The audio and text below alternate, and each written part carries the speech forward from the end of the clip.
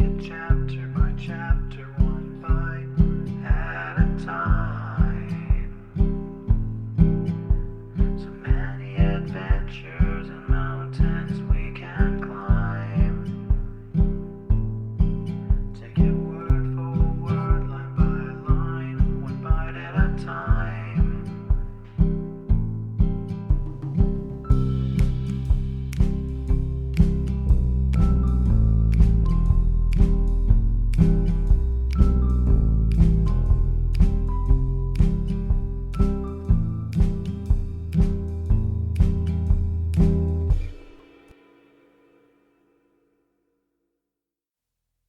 Welcome to Bite at a Time Books, where we read you your favorite classics one bite at a time. My name is Bree Carlile, and I love to read and wanted to share my passion with listeners like you. If you enjoy our show, be sure to follow us so you get all the new episodes. If you want to see exclusive behind the scenes of our show, follow us on YouTube. We would also love for you to drop us a rating on your favorite podcast platform and share our show with your friends. You can catch us on all the social medias at Bite at a Time Books or on our website, biteatatimebooks.com. Today we will be continuing Anne of the Island by Lucy Maud Montgomery. Chapter 34. John Douglas Speaks at Last. Anne was not without a feeble hope that something might come of it after all, but nothing did. John Douglas came and took Janet driving and walked home from prayer meeting with her, as he had been doing for 20 years, and as he seemed likely to do for 20 years more. The summer waned. Anne taught her school and wrote letters and studied a little. Her walks to and from school were pleasant. She always went by way of the swamp. It was a lovely place, a boggy soil, green with the greenest of mossy hillocks. A silvery brook meandered through it, and spruces stood erectly, their boughs a trail with gray-green mosses, their roots overgrown with all sorts of woodland lovelinesses. Nevertheless, Anne found life in Valley Road a little monotonous. To be sure, there was one diverting incident. She had not seen the lank, tow-headed Samuel of the Peppermint since the evening of his call, save for chance meetings on the road. But one warm August night he appeared, and solemnly seated himself on the rustic bench by the porch. He wore his usual working habiliments consisting of varipatched trousers, a blue jean shirt out at the elbows, and a ragged straw hat. He was chewing a straw, and he kept on chewing it while he looked solemnly at Anne. Anne laid her book aside with a sigh and took up her doily. Conversation with Sam was really out of the question.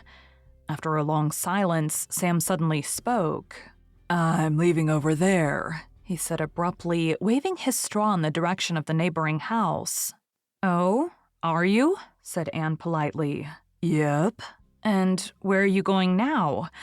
"Well, I've been thinking of getting a place of my own. There's one that'd suit me over at Millersville, but if I rents it, I'll want a woman." "I suppose so," said Anne vaguely. "Yep." There was another long silence. Finally, Sam removed his straw again and said, "Will you have me?" "What?" gasped Anne. "Will you have me?" "Do you mean marry you?" queried poor Anne feebly. "Yep." "Why, I'm hardly acquainted with you," cried Anne indignantly. "But you'd get acquainted with me after we was married," said Sam. Anne gathered up her poor dignity. "Certainly I won't marry you," she said haughtily. "Well, you might do worse," expostulated Sam. "I'm a good worker and I've got some money in the bank." "Don't speak of this to me again. Whatever put such an idea into your head?" said Anne, her sense of humor getting the better of her wrath. It was such an absurd question. "You're a likely-looking girl, and have a right smart way of stepping," said Sam. "I don't want no lazy woman. Think it over. I won't change my mind yet a while. Wall I must be gettin'. Gotter milk the cows." Anne's illusions concerning proposals had suffered so much of late years that there were few of them left, so she could laugh wholeheartedly over this one, not feeling any secret sting. She mimicked poor Sam to Janet that night, and both of them laughed immoderately over his plunge into sentiment. One afternoon, when Anne's sojourn in Valley Road was drawing to a close, Alec Ward came driving down to Wayside in hot haste for Janet.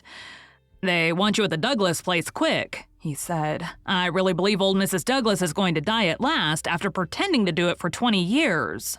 Janet ran to get her hat. Anne asked if Mrs. Douglas was worse than usual. "She's not half as bad," said Alex solemnly, "and that's what makes me think it's serious. Other times she'd be screaming and throwing herself all over the place. This time she's lying still and mum. When Mrs. Douglas is mum, she is pretty sick, you bet." "You don't like old Mrs. Douglas?" said Anne curiously. "I like cats as is cats. I don't like cats as is women," was Alex's cryptic reply. Janet came home in the twilight. "Miss Douglas is dead," she said wearily. "She died soon after I got there. She just spoke to me once. 'I suppose you'll marry John now,' she said. It cut me to the heart, Anne. To think John's own mother thought I wouldn't marry him because of her. I couldn't say a word either. There were other women there. I was thankful John had gone out." Janet began to cry drearily, but Anne brewed her a hot drink of ginger tea to her comforting.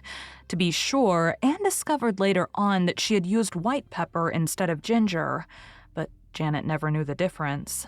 The evening after the funeral, Janet and Anne were sitting on the front porch steps at sunset. The wind had fallen asleep in the pinelands, and lurid sheets of heat lightning flickered across the northern skies. Janet wore her ugly black dress and looked her very worst, her eyes and nose red from crying. They talked little, for Janet seemed faintly to resent Anne's efforts to cheer her up. She plainly preferred to be miserable. Suddenly the gate latch clicked and John Douglas strode into the garden. He walked towards them straight over the geranium bed. Janet stood up. So did Anne. Anne was a tall girl and wore a white dress, but John Douglas did not see her.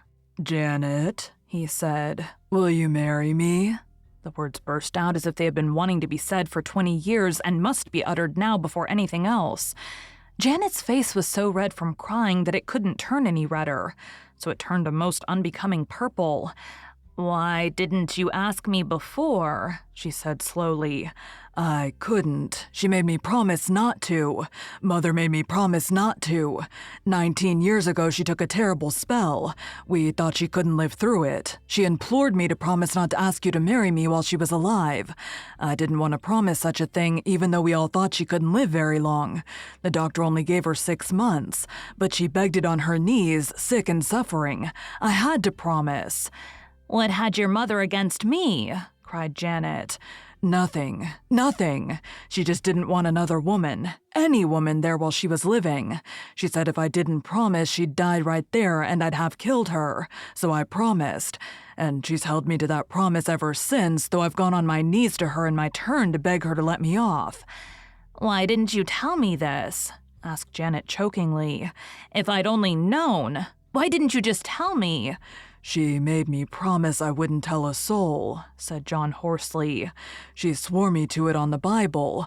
Janet, I'd never have done it if I'd dreamed it was to be for so long. Janet, you'll never know what I've suffered these 19 years. I know I've made you suffer too, but you'll marry me for all, won't you, Janet? Oh, Janet, won't you? I've come as soon as I could to ask you." At this moment, the stupefied Anne came to her senses and realized that she had no business to be there.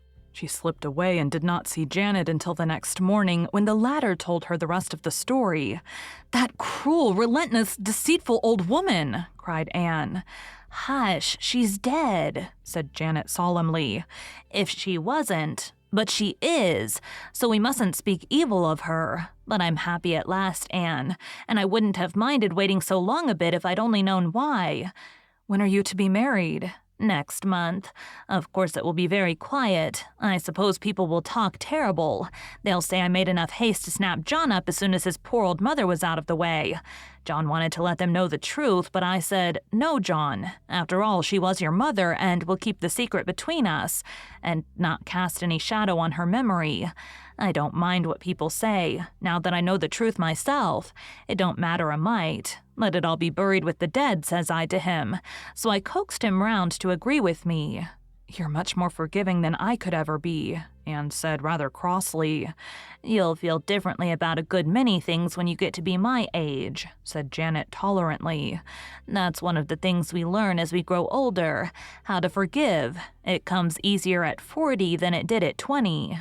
Thank you for joining Bite at a Time Books today, while we read a bite of one of your favorite classics. If you enjoy our show, be sure to follow us so you get all the new episodes. If you want to see exclusive behind the scenes of our show, follow us on YouTube. We would also love for you to drop us a rating on your favorite podcast platform and share our show with your friends. You can catch us on all the social medias at Bite at a Time Books or on our website, biteatatimebooks.com. Again, my name is Bree Carlile, and I hope you come back tomorrow for the next bite of Anne of the Island.